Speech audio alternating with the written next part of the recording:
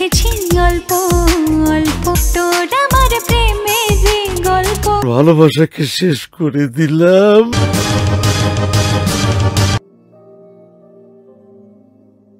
আসসালামু আলাইকুম ভিউয়ার্স, আজকে আমাদের সাথে উপস্থিত রয়েছে একজন গুণী চলচ্চিত্র পরিচালক বশির আহমেদ ভাই, আমার কাছের একজন বড় ভাই। তার সঙ্গেই কথা বলবো। চলো ভাইয়া, আসসালামু আলাইকুম। ওয়ালাইকুম আসসালাম ওয়া রাহমাতুল্লাহ। কেমন আছেন? আলহামদুলিল্লাহ। জি, আপনার চলচ্চিত্র যাত্রা শুরু হয় কিভাবে, কার মাধ্যমে, কত সালে? আমার মূলত 2001 সালে কাজী হায়াত ভাইয়ের সাথে আমার আসলে খুব ঘনিষ্ঠতা ছিল ওই সময়টায়। জি, তখনই হায়াত ভাইকে আমি বললাম যে আমি আসলে টেলিভিশন মিডিয়াতে কাজ করেছি, শুরু করি 95 থেকে। তো ওই লিঙ্ক থেকে 21শে টেলিভিশন যখন আসে, 21শে আমি ইএসএ ডিপার্টমেন্টে জয়েন করি।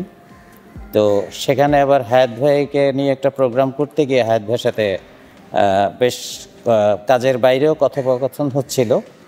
তো মানে ওনাকেও আমি বললাম যে আমি তো আসলে আমার মূল ভীষণটাই হচ্ছে চলচ্চিত্রে আসা, তো বলো যে তুমি আমার রেস্টুরেন্ট হয়ে আসো। স্যার বললাম যে হায়াত ভাই, আপনি তো আপনার রেস্টুরেন্টদের বকাঝকা করেন, আমি তো বকা শুনে অভ্যস্ত না, কারণ আমি টেলিভিশন মিডিয়ায় যেহেতু কাজ করেছি, আমাদের আসলে ওখানে বকার ওই সিস্টেমটা নেই। তো হায়াত ভাই বলে যে ঠিক আছে, তাহলে তুমি এক কাজ করো, একবারেই ডিরেক্টর হয়ে আসো, আমি তোমাকে সার্বিক ব্যাকআপ দিব। তো সেভাবেই আসলে যাত্রাটা শুরু আমার। এবং হায়াত ভাই, মন্তারুজ্জামান আকবর ভাইয়ের সাথে আমার, উনি সিনিয়র হলে ওনার সাথে আমার একটা বন্ধুত্বপূর্ণ সম্পর্ক। তো ওই জায়গা থেকে এই দুজনেই আসলে আমাকে পেছন থেকে যথেষ্ট সাপোর্ট দিয়েছেন। আর ইলিয়াস ভাই ছিলেন, উনি মারা গেছেন, আল্লাহ ওনাকে জান্নাত নসিব করুক। হ্যাঁ, সবাই ইলিয়াস চাচা বলেন, শুধুমাত্র আমি বোধহয় ওনাকে ইলিয়াস ভাই বলি।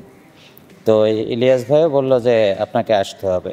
আর আমার যে প্রোডাকশন ম্যানেজার ছিল, সে ছিল রাজলক্ষ্মী প্রোডাকশনের প্রোডাকশন ম্যানেজার, রাজ্জাক স্যারেরই খুব ঘনিষ্ঠ লোক। তো সেও যখন রাজ্জাক স্যার কাজ কমিয়ে দিলেন, সেও আমার ম্যানেজার হিসাবে কাজ শুরু করলো।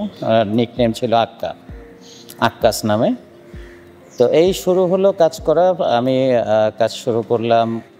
আমি যাদেরকে নিয়ে কাজ করেছি তার মধ্যে সম্রাট ছিল, তারপরে আপনার অমিত হাসান ছিল, আপনার মাহি। আমার 3টা চলচ্চিত্র মূলত মার্কেটে এসছে। একটা হচ্ছে ঢাকা চলচ্চিত্র নির্মাণ, হ্যাঁ আমি করেছি, মানে 8টার ভেতরে 5টা এখনো পেন্ডিং রয়েছে, যেগুলি আসলে সময়ের কারণে হোক, পরে পরিবেশ পরিস্থিতির কারণে কোনোটা এখনো রিলিজ দেয়নি, রেখে দিয়েছে হাতে, কিছু হয়তো কারেকশন করতে হবে। এমন যে 3টা রিলিজ হয়েছে তার ভেতরে মূলত ঢাকা টু মালয়েশিয়া যে চলচ্চিত্রটি, ওটা মাহি ছিল, এবং মেঘলা নামে আমার একটা চলচ্চিত্র, দুরন্ত মেঘলা, ওটার ভেতরেও মাহি কাস্টিংয়ে। আর সর্বশেষ আমি রিলিজ দিয়েছি সেটার নাম ভালোবাসার জ্বালা, ওটা 2019-এ। তখন আসলে চলচ্চিত্রে খুবই মানে খারাপ একটা সময় যাচ্ছিল। এখন যেমন আরো বেশি খারাপ। এখন খারাপ আমি বলবো না, এই জন্য যে আসলে টেকনোলজি চেঞ্জ হয়েছে, 35 থেকে ডিজিটালে চলে এসছে। তো এই যে একটা চেঞ্জিং যখন হয়, তখন একটু কিন্তু প্রভাব সব ক্ষেত্রেই পড়ে, আমাদের চলচ্চিত্রে পড়েছে। এবং আমরা এক কথায় বলতে পারি যে আমরা একটু দুর্ভাগা, আমাদের কোনো সরকারই এই চলচ্চিত্র সেক্টরটিকে গুরুত্ব সহকারে আসলে দেখে না, বা তারা এটাকে খুব একটা গুরুত্ব দেয় না। কেন দেয় না আমি জানি না, কারণ ওয়ার্ল্ডের সব দেশেই আপনি দেখবেন চলচ্চিত্রকে এক্সট্রা প্রায়োরিটি দেওয়া হয়। আমরা আশপাশের কান্ট্রিগুলিতে তাকালেও কিন্তু একই চিত্র দেখব, কিন্তু আমাদের এখানে সেটা হয় না। আর আমরা যারা চলচ্চিত্র পরিচালক, আমাদের জন্য তখন এমন একটা পরিস্থিতি হয় যে জীবিকা নির্বাহ করাটাই কঠিন হয়ে দাঁড়ায়। এই হচ্ছে ব্যাপার। আপনার ওই 3টি চলচ্চিত্রের নামগুলো একটু বলবেন? একটির নাম হচ্ছে ঢাকা টু মালয়েশিয়া, একটির নাম দুরন্ত মেঘলা, একটি হলো ভালোবাসার জ্বালা। এছাড়া আমার কোনো টেনশন নাই, তারপরে খেপা নাগিন, এমনি আরও রয়েছে যেগুলি আর পেন্ডিং। এবং আল্লাহ যদি আমাকে বাঁচিয়ে রাখে, আমি আশা করছি জানুয়ারি ফেব্রুয়ারিতে হিজাব নামে আমার একটা চলচ্চিত্রের কাজ আমি শুরু করব। তো সেটা নিয়ে কথাবার্তা চলছে এখন পর্যন্ত, মানে কাস্টিং টাস্টিং নিয়ে। শুভকামনা, আপনি করেন। এই আচ্ছা, আপনার এই 3টি চলচ্চিত্রের মধ্যে ব্যবসায়িকভাবে ভালো কোনটা যায়? 3টির মধ্যে আসলে ঢাকা টু মালয়েশিয়া মোটামুটি ব্যবসা সফল ছিল। সফল ছিল। হ্যাঁ, এই চলচ্চিত্রে অভিনয় করেছে কি?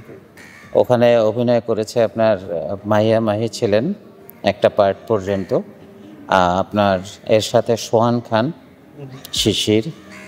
একটু আসলে ওই আমার যেটা হয় কি যে আমি নতুনদের নিয়ে কাজ করে কমফোর্ট ফিল করি, এটা হচ্ছে আমার একটা বাজে অভ্যাস বলতে পারেন আর কি। হ্যাঁ, না না না, নতুনদেরই নিয়ে আসা উচিত। জি না, আমি আসলে আমি যেটা চাই যে আমি হয়তো এমন একটা শিল্পী তৈরি করে রেখে যেতে চাই যেটা পরবর্তী সময় আমার অবর্তমানে সেও স্মরণ করবে, মানুষও আমাকে ওই শিল্পীকে দেখে স্মরণ করবে। আপনার ঢাকা টু মালয়েশিয়া চলচ্চিত্রটি, এটার গল্প আপনার মাথায় কিভাবে আসলো এবং কিভাবে? এটি মূলত হচ্ছে আমার একটা মালয়েশিয়ান বিজনেস পার্টনার আছে, ও বিজনেস মানে ও বেসিক্যালি জুলিন আগেস। তো ওই আর আমি যখন কথা বলতাম, ও আসলে কিছুটা হিন্দি এবং মানে কিছুটা ইংলিশ মিলিয়ে কথা বলতো। তো তখন হচ্ছে যে ওই গল্প নিয়ে আমরা চিন্তা ভাবনা করি এবং দুইজনে মিলে, ও আবার মার্শাল আর্ট জানতো, বললো যে আমি তোমার পার্টনার হবো, মানে ও আর আমি জয়েন্ট ভেঞ্চারে ইনভেস্ট করেছিলাম। আচ্ছা, আর আমার মূলত যে প্রোডাকশন হাউস সেটার নাম হচ্ছে মিডিয়া ডিজিট। জি। তো এই মিডিয়া ডিজিটের পক্ষ থেকে আমরা তখন ইনভেস্ট করে সামনে এগোই আর কি।